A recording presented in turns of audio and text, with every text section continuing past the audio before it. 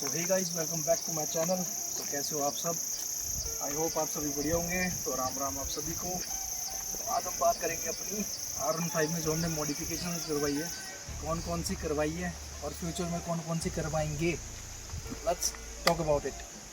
तो पहले बाइक कुछ ऐसी दिख रही है। तो सबसे पहली मॉडिफिकेशन जो हमने की है उसमें वाइज़र लगवाया है। बाइक थोड़ी गंदी है, उसको इग्नोर करना। इसमें रेसिंग वाइज़र लगवाया है। वो नहीं है यार, वो 150-200 वाला। भाई उसकी क्वालिटी भी वैसी पतली सी थी, आप उसको हाथ से जोर से करो तो टूट जाएगा। अच्छी क्वालिटी जैसे स्टॉक है ना, मोटा, वैसी क्वालिटी है। और इसका प्राइस है 2000 रुपीज़। मैं रेट भी साथ साथ में बताता रहूँगा। ये मैंने शायद अमेज़ोन या फ्लिपकार्ट से ऑर्डर किया था, या शायद किसी वेबसाइट से, केरला से मंगवाया था उस टाइम, क्योंकि था नहीं शायद अवेलेबल, मेरे को याद नहीं अच्छे से। दूसरी मॉडिफिकेशन करवाई है भाई मैंने रिसेंटली लगवाई है ZX 10R मिरर्स। कुछ इसको R6 मिरर्स भी बोलते हैं। R6 मिरर्स भाई थोड़े डिफरेंट है इससे। ये है ZX 10R में, ओरिजिनल नहीं है, ओरिजिनल तो बहुत महंगे आते हैं। तो इसकी मैंने फिटिंग करवाई है। तो भाई मेरे को ये पड़े शीशे 1600 के, अमेज़ोन से लिए भाई मैंने। 1600 के पड़े मेरे को। बाकी लेबर वगैरह मैं टोटल बाद में बताऊंगा। उसके बाद मॉडिफिकेशन है ये विंगलेट। ये भी भाई हर किसी R15 में आप ये वाला विंगलेट नहीं देखोगे। मैंने साइगा पार्ट से मंगवाया था ये विंगलेट, और इसका प्राइस था मेरे ख्याल 600 या 700 का था यार, जहाँ तक मेरे को याद आ रहा है। इसकी लुक काफ़ी अच्छी है, मतलब थोड़ी काफ़ी एग्रेसिव लुक आती है। इस मॉडिफिकेशन थी वो है विंग्स। बीच में गाड़ी आ गई थी यार, तो उसके बाद शुरू करें। तो ये विंग्स लगवाए भाई मैंने, ये साइगा पार्ट से मंगवाए मैंने अमेज़ोन से, जो कि इसका प्राइस था 25 या 2600। दो काम करते हैं, डाउन फोर्स देने के लिए और लुक भी एनहेंस करने के लिए। कोई बंदे ये बोलते हैं कि सुपर बाइक्स में चाहिए होते हैं ये ताकि डाउन फोर्स में, ऐसा कुछ नहीं। तो भाई आप 100 प्लस जाओगे तो ये ये काम भी करता है भाई। जब मैंने ये नहीं लगाए थे, मैं व्हीली पॉपअप करता था ना, तो मेरे को एक लगभग मैं 7 से 8000 RPM के आसपास उठाता था। अब मेरे को थोड़ा ज़्यादा उठाना पड़ता है क्योंकि डाउन फोर्स का भी काम करते हैं। तो भाई इसके साथ कुछ लुक ऐसी है, ठीक है। नेक्स्ट हमने मॉडिफिकेशन की वो है टायर का ये कवर। तो भाई इसकी कुछ ऐसी कहानी, सबसे पहली मॉडिफिकेशन मैंने अपनी बाइक पे यही की थी। तो इसकी ये कहानी है कि मैंने मंगवाए थे फ्लिपकार्ट से, जो कि मुझे पड़े 600 से 700 के आसपास। मैंने ये दोनों टायर में लगा दिया, आगे पीछे। क्या दिक्कत आई, और पीछे वाला मैंने रिमूव भी किया है, मैं दिखा देता हूँ। पीछे वाला मैंने रिमूव कर दिया है, उसका रीज़न मैं बताता हूँ। ये देखो, तो जो भी बंदे टायर का जो ये कवर है, इसको रिम कवर वैसे कहते हैं, या एलॉय कवर कह लो आप। अगर इसको लगाने की प्लानिंग कर रहे हैं तो इन 2-3 चीज़ों का ध्यान रखना, तभी लगाना। अगर आप स्पोर्ट्स बाइक ले रहे हो, ठीक है, और आप लीन बहुत करते हो, तो पीछे वाले टायर में ये मत लगाना, क्योंकि मैं भी लीन बहुत करता हूँ। मैंने इसको लगवाने से क्या हुआ कि मेरी बाइक लीन ही नहीं हो रही थी। बाइक ना, जैसे स्पोर्ट्स बाइक होती है ना, आप लीन करोगे कॉर्नर पे तो बाइक खुद बोलती है कि भाई मेरे को लेटा है यहाँ पे। बाइक मना कर रही थी, रेस्ट्रिक्ट कर रही थी मेरे को कि नहीं, मैंने नहीं लेटना है यहाँ पे। मान ही नहीं रही थी बाइक। मैं ज़बरदस्ती कर रहा था तब भी नहीं हो रही थी। थोड़ा ज़बरदस्ती करने पे ये डर होता है कि बाइक स्किट हो जाए, ये डर रहता है। फिर मैंने इसको निकाला। अच्छा, इसको निकालने के बाद जब मैंने वो लगा के रखा तो क्या फ़र्क पड़ा, मैं वो भी बात बता देता। आगे वाले का लगा के ये फ़र्क पड़ा कि आगे लगा के ना बाइक थोड़ा और जम के चलता है और बाइक स्टेबल चलता है। ये फ़ायदा है अगर आप पीछे का रिमूव कर दो। अच्छा, जो बंदे बाइक स्प्लेंडर वगैरह में लगाते हैं, और कोई कोई बंदे पूरे टायर पे पीछे वाला कवर करके वो वाला भी लगाते हैं, तो भाई वो चीज़ ना बिल्कुल मत करो। आप ये हाफ टायर कवर वाला वो ज़्यादा बेस्ट रहेगा, क्योंकि अगर आप फुल लगाते हो ना तो कहीं आप लीन नहीं मार पाओगे, हवा ना कटती नहीं है, ठीक है। जिस बंदे जो इंजीनियर्स ने बाइक बनाई है ना, तो भाई सोच समझ के बनाई है। तो इस वजह से आप हाफ वाले यूज़ करो। और मेरे हिसाब से तो R15 वाले जितने भी है, शायद मेरी बात से एग्री करेगी, फ्रंट वाला लगा के ही फ़ायदा है, बैक वाला कोई लगा के फ़ायदा भी नहीं है। और नेक्स्ट मॉडिफिकेशन की हम बात करते हैं। नेक्स्ट मॉडिफिकेशन, ये आप एक तरह से मॉडिफिकेशन कह लो या जो मर्जी कह लो, एक तरह से टैंक का प्रोटेक्ट करता है। जैसे हम बेल्ट वगैरह पहन लेते हैं, पैंट में कभी स्क्रैच लग जाते हैं, तो उस चीज़ को ये प्रोटेक्ट करता है। अब कोई बंदा ऐसा बोलता है कि यार बॉल्स में हिट करता है या नहीं करता, स्टील की है भाई, नहीं करता हिट। मजाक कर रहा हूँ भाई। किसी को बंदों को दर्द भी होती है, किसी अब आदत की बात है भाई। मेरे को तो आदत होगी, मेरे ना बजते यहाँ पे ना कुछ नहीं, मतलब शुरू में हल्के फुल्की दर्द होती थी, हैबिट की बात है बस। एक बार जब आप चलाने लग जाओगे बाइक तो सब कुछ ठीक हो जाता है। नेक्स्ट मॉडिफिकेशन बॉडी इंडिकेटर्स भी लगवाए, क्योंकि वो यार इंडिकेटर ना थोड़े ढीले हो जाते हैं यामाहा के, सबको पता है क्या बेकार सी क्वालिटी होती है। ये देखो ऐसे कुछ इंडिकेटर्स हैं, ठीक है, रनिंग वाले हैं और साथ में ब्लू भी। तो ये भी मैंने बॉडी इंडिकेटर्स और मैंने ZX10R वाले मेरे साथ में ही लगाया। अब मैं आपको दिखाता हूँ कि टोटल कैसी लग रही है अगर हम चारों इंडिकेटर ऑन करते हैं। ये कुछ लुक, ये भी ब्लिंक अभी शायद उतने ब्राइट नहीं होंगे, लेकिन रात को अच्छे खासे ब्राइट है और बहुत अच्छे लगते हैं। ये कुछ इंडिकेटर, ये बॉडी इंडिकेटर्स है येलो के साथ ब्लू। अब मैं रेयर में भी ऐसी ट्यूनिंग करूँगा कि रेड वाली लाइट लगाऊंगा, साइड में ब्लू वाले DRL चलेंगे, तो इंडिकेटर्स काफ़ी अच्छे लगेंगे। धीरे धीरे करेंगे मॉडिफिकेशन, स्टेप बाय स्टेप करते रहेंगे। फ्यूचर जो मॉडिफिकेशंस है जो मैं इसमें करवाना चाहता हूँ, सबसे पहली है जो ये इंडिकेटर मैं रिमूव करूँगा, इसमें लगाऊंगा टेल लाइट आफ्टर मार्केट, जिसमें कि यहाँ से रेड लाइट होगी और साइड से होंगे उसके DRL रनिंग इंडिकेटर, वो लगाऊंगा। क्योंकि ये देखो यामाहा की क्वालिटी, ये 1 साल भी नहीं हुआ है बाइक को नहीं हो, अब होगा 20 जून को होगा 1 साल।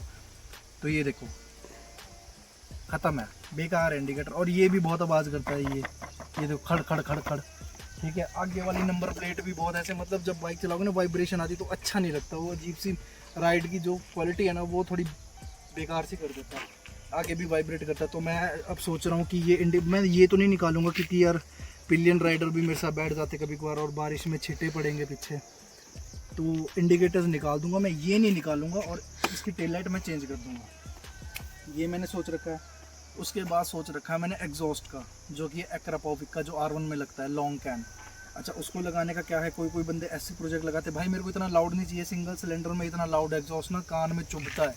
अगर तो बाइक 3 सिलेंडर हो, 4 सिलेंडर हो, S1000RR हो, ZX10R हो, और आपकी 3 सिलेंडर में ट्रायम्फ की हो, आपकी 675R या 765, उनमें लगाओ तो, क्योंकि 3 सिलेंडर और 4 सिलेंडर में आवाज़ सुनने का मज़ा भी आता है, इनमें नहीं उतना मज़ा नहीं आता। इसलिए एक्रापोविक का लॉन्ग कैन मैं सबको यही बोलता हूँ और यही रिकमेंड करता हूँ कि वो करो। बहुत सारे बंदे स्टॉक एग्जॉस्ट में भी छेद कर देते हैं, तो भाई स्टॉक एग्जॉस्ट का जो प्राइस है ना कम से कम 30-35 हज़ार का आता है एक स्टॉक एग्जॉस्ट जो इस बाइक का है। इससे बढ़िया आप एक्रापोविक का लगाओ, 10-15 हज़ार में आपका काम सर जाएगा, ठीक है। 5-6 हज़ार का एग्जॉस्ट होगा, पाइप पुइप देख लो आप, ठीक है। इसको कभी भी मत छिड़वाओ, क्योंकि कभी कभार लगवाना भी पड़ जा सकता है। अच्छा, और जो एग्जॉस्ट के साथ हमेशा ट्यून करो बाइक को, क्योंकि जो स्टॉक एग्जॉस्ट होता है उसके साथ होता है आपका फ्यूल मैप स्टॉक वाला ही होता है, उसके हिसाब से वो रेशो फ्यूल की होती है।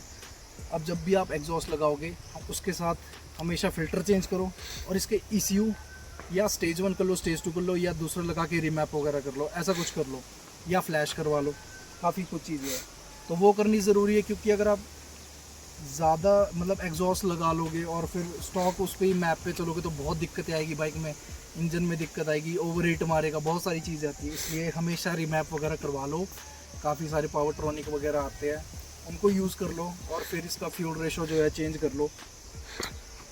और फिर हमने नेक्स्ट मॉडिफिकेशन सोची है कि एग्जॉस्ट लगा के इसको हम स्टेज 1 या स्टेज 2 करेंगे। स्टेज 3 भी कर सकते हैं, लेकिन स्टेज 3 में दिक्कत क्या आएगी, चलो टर्बो हम जैसे तैसे लगा ले, लेकिन टर्बो लगा के जो दिक्कत सबसे ज़्यादा आती है कि आपको एक तो सबसे पहली बात इंडिया में उतनी नॉलेज नहीं है भाई, टर्बो लगा तो लेते हैं बंदे, उसके बाद इंजन ख़त्म हो जाते हैं।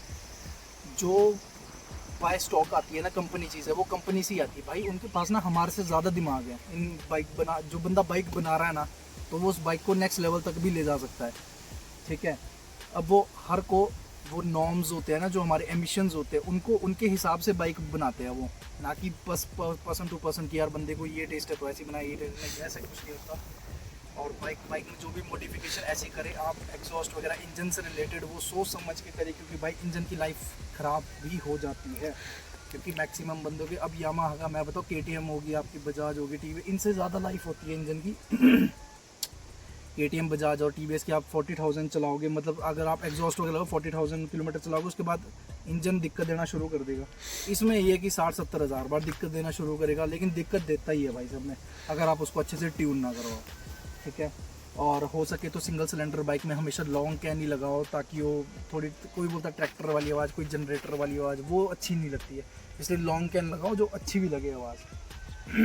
और नेक्स्ट मॉडिफिकेशन मैं सोच रहा हूँ कि इसमें V4 के USD फोक्स लगवाए, क्योंकि कॉर्नर पे और ज़्यादा स्टेबल चाहिए, क्योंकि V4 के जो हैंडल बार्स है वो थोड़े अप है, इसके डाउन है। लेकिन मैं अगर इसमें USD फोक इंस्टॉल करूँगा, मैं V3 की पोजीशनिंग उतनी ही रखूँगा। उसका रीज़न बताता हूँ क्यों। V3 में जो कॉर्नरिंग होती है ना, और जो V4 में होती है, V3 की अलग ही कॉर्नरिंग है भाई, इसमें ज़्यादा आपको कॉन्फिडेंस आता है V3 में। V4 में मैंने चलाई है, उतना कॉन्फिडेंस नहीं आता। बाइक भी थोड़ी छोटी कर दी है, आगे से भी छोटी है, हैंडल बार थोड़ी ऊपर है, थोड़ी अजीब सी पोजीशनिंग लगती है, क्योंकि आदत की भी बात है। पर V3 में मैंने जितने भी बंदों के मुंह से सुना है, V3 में ज़्यादा कॉन्फिडेंस आता है कॉर्नरिंग के मामले में। तो हम USD फोक्स भी इंस्टॉल कर सकते हैं। और नेक्स्ट मॉडिफिकेशन हम कर सकते हैं कि इसमें क्विक शिफ्टर इंस्टॉल कर सकते हैं, क्योंकि मेरे को V4 में सबसे ज़्यादा पसंद है USD फोक्स और क्विक शिफ्टर। बाकी वो बेफजूल के ट्रैक्शन कंट्रोल वगैरह वो सब, वो तो भाई बच्चों के लिए फीचर है वो ट्रैक्शन कंट्रोल। हमारे को जरूरत नहीं है ट्रैक्शन कंट्रोल वगैरह, इतनी छोटी बाइक में क्या ही जरूरत है। हाँ, बिगनर के लिए सही है, पर जैसे हम है कि हाँ एक्सपीरियंस जिनको हो चुका है, क्योंकि मैं 5th क्लास में पढ़ता था जब से बाइक चलाने लगा भाई, तो काफ़ी अच्छा एक्सपीरियंस हो गया बाइक का कि कैसे चलानी कैसे नहीं, और हाथ भी अच्छे से बैठा, तो कोई दिक्कत नहीं होती है। तो भाई हम क्विक शिफ्टर भी इंस्टॉल कर सकते हैं, क्योंकि क्विक शिफ्टर मेरे को काफ़ी बेटर लगता है। V4 का इंस्टॉल मैंने पूछा तो था, कर तो दे सकते हैं, बाकी इलेक्ट्रिकल में शायद दिक्कत हो जाए। बाकी एक बार हम कंफर्म कर लेंगे, अगर होता है तो हम कुछ देखते हैं उसका। और नेक्स्ट मॉडिफिकेशन, ज़्यादातर मॉडिफिकेशन हो ही गई है। शायद मैं ये क्लेम कर सकता हूँ कि हिमाचल की सबसे मॉडिफाइड R15 हमारी बनेगी। धीरे धीरे मैं पूरी बनाऊँगा। एक हद तक बन चुकी है हिमाचल की सबसे मॉडिफाइड V3, बाकी फर्दर मैं करता रहूँगा इसमें चेंजेस, तो हम एकदम फाड़ V3 बनाएंगे।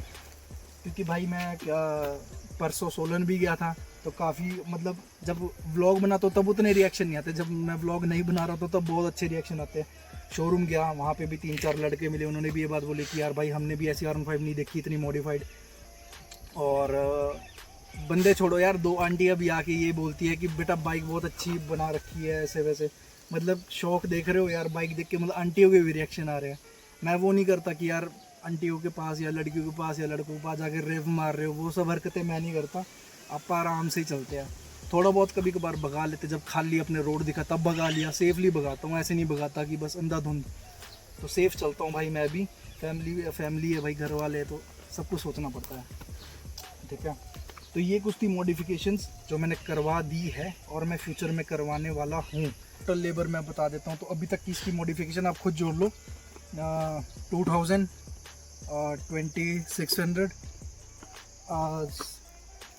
7 या 800, ये भी 2600, और जो ये टैंक पैड है ये आया था 700 या 800 का, ठीक है, ये देख लो।